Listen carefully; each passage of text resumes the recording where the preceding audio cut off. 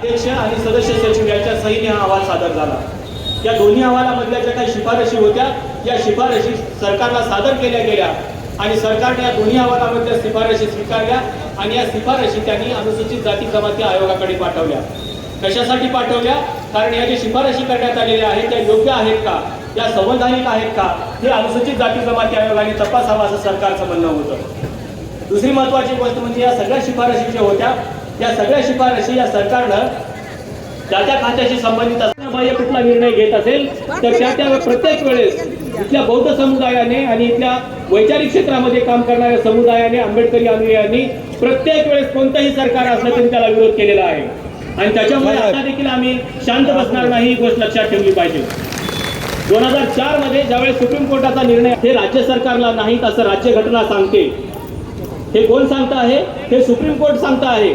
कारण आर्टिकल 341 च्या अनुषंगाने जेवढे काही अधिकार आहेत हे सगळे अधिकार हे कोणाला आहेत तर ते अधिकार संसदेला आणि सुप्रीम कोर्ट म्हणजे राष्ट्रपतींना आहेत। याच्या व्यतिरिक्त कुठल्याही राज्यांना अधिकार नाही आहेत। ज्यावेळेस या भूमिकेवरती सुप्रीम कोर्ट येतं त्यावेळेस सुप्रीम कोर्टाने याचं विश्लेषण करत असताना कुठला संदर्भ वापरलेला आहे?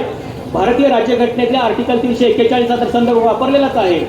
पण याच्या पुढे सुप्रीम कोर्टानं कॉन्स्टिट्यूशन असेंब्ली डिबेट म्हणजे संविधान सभेमध्ये जी चर्चा झालेली होती त्या चर्चेच्या अनुषंगाने देखील त्यांनी भाष्य केलेलं आहे। ज्यावेळेस एखाद्या राज्यघटनेमधल्या कलमाचा अर्थ लावणं अवघड जातं त्यावेळेस सुप्रीम कोर्टाचे न्यायाधीश काय करत असतात, या अनुषंगाने संविधान सभेमध्ये काय चर्चा झाली होती हे काढून बघत असतात। सुप्रीम कोर्टाच्या अनुसूचित जातीच्या आरक्षणाच्या अनुषंगाने जर राज्याला अधिकार दिले गेले तर डॉक्टर बाबासाहेब आंबेडकर म्हणतायत की सरकार हे राज्य सरकार जे आहेत हे राज्य सरकार या आरक्षणाचं राजकारण करू शकतात। आणि सध्या आपण बघतोय की 75 वर्षानंतर तेच होत आहे। डॉक्टर बाबासाहेब आंबेडकर त्यावेळेस सांगत होते की निवडणुका आल्या की एखादा राजकीय पक्ष या समूहामध्ये फूट पाडेल आणि एक समूह आपल्या बाजूने करण्याचा प्रयत्न करेल। हे होऊ नये म्हणून डॉक्टर बाबासाहेब आंबेडकरांनी आर्टिकल 341 चे जे सर्व अधिकार आहेत हे सर्व अधिकार संसदेला दिले आणि राष्ट्रपतींना दिले।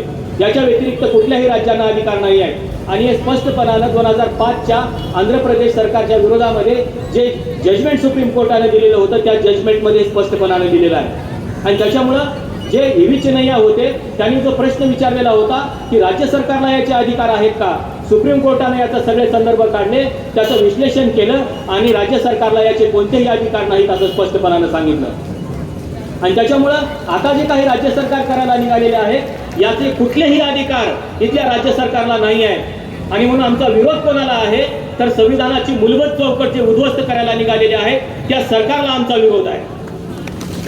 आमचा विरोध कुठल्याही समुदायाला नाही आहे। इथं आदरणीय भंतेजी बसलेले आहेत। मी सगळ्यांच्या समक्ष असं सांगू शकतो की बौद्ध समाज यांनी कधीही कुठल्या एखाद्या व्यक्तीला कधीही कुठल्या समुदायाला विरोध केला नाही। त्याच्या पुढे जाऊन मी तुम्हाला सांगेन की आम्ही कधी अंगुलीमालाला देखील विरोध केला नाही हो, जेव्हा आमच्या अंगावरती शस्त्र घेऊन येत होता। आम्ही एवढे माणूस पण जपणारी माणसं आहोत। आम्ही विरोधकांना देखील माणसामध्ये यायला भाग पाडणारी माणसं आहोत। आम्ही त्याला आपलं मानणारी माणसं आहोत। आम्ही कोणाला विरोध करणारी माणसं नाही आहेत।